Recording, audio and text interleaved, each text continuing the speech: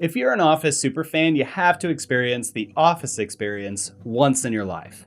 Boom, done, video over. Link in the description. Full disclosure, my entry to the experience was with a press pass, but I was not paid to make any content on the experience itself. If you're still here, I'll share some of my experience with the Office experience. My wife and I had the opportunity to do a guided tour of the venue nestled in the heart of Chicago. Chicago's easy driving distance from St. Louis, so I took a train. Nice looking environment. Bathrooms are located. Driving to Chicago is the worst. No offense, Illinois, but you suck. We hopped on a train late in the afternoon and arrived at the hotel just a little bit before midnight. My tour started at 10 a.m., so of course I stopped off for my favorite breakfast item, Stan's Donuts, best donuts in Chicago. The experience itself takes up the bulk of the first 2 floors of this high-rise. The main floor has a lobby, coat check, and a huge warehouse-inspired gift shop with some great Office merch. An escalator then takes you up to a giant room with wallpaper that combines my 2 loves, The Office and data. Literally, there was so much data. If someone wants to crunch all these numbers and create a massive multi-tab Excel spreadsheet for me, I'll hook you up with an Office goodie box or something, maybe a Shroot Buck.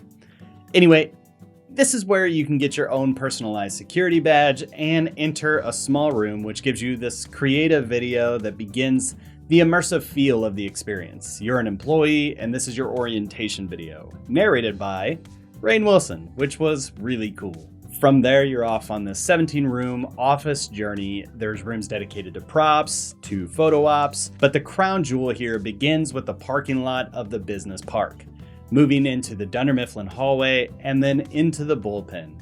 Honestly, this portion of the experience is really weird to explain. I mean, how often are you so familiar with a space that you've never actually stepped foot in? It's surreal and almost dreamlike. Henry, our tour guide, told me that the designers of the experience painstakingly recreated the original set down to the best of their ability to the measurements of the entire space. Pam's multi-tiered desk, the color of Michael's wall, the whiteboards above accounting, and even the mung bean sprouting in Creed's desk. Okay, not really, but every desk has multiple nods to the show. I'm gonna flash as many Easter eggs as I can right now. The conference room is really great too, as was the kitchen. Moving through the kitchen is when you're gonna start experiencing some of the first setup photo op things with Flonkerton, the rest of Office Olympics, and a recently added Finer Things Club added to the break room. Henry told us that they had just added that element, attempting to keep the experience fresh. Past here is a sequence of rooms that are really just interactive photo ops and a lot of fun. We get to see Michael Scott Paper Company Office 2 and the Wedding Chapel from Niagara. And at this point, I should really call out that it's obvious that this space was curated by people who really understand the fandom and love the show, rather than just a bunch of suits trying to make a buck. And really, while I'm showing all of this stuff and discussing a lot of what I experienced, I'm confident that I'm not really doing it justice. The experience is immersive. While it never convinced me I was a paper company employee by any stretch of the imagination, idea for the future, guys, it did immerse me in the fandom of The Office. Like, walking through this felt like I was getting a sense of walking through the series, seeing quotes on the walls, photos, picking up the phone and hearing a quote, or finding all those little hidden Easter eggs.